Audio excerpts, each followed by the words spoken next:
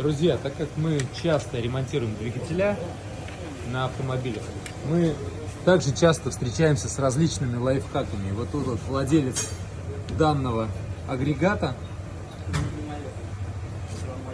вырезал вот такое вот, я не знаю, смотровое или технологическое отверстие в крышке защитной ремня ГРМ.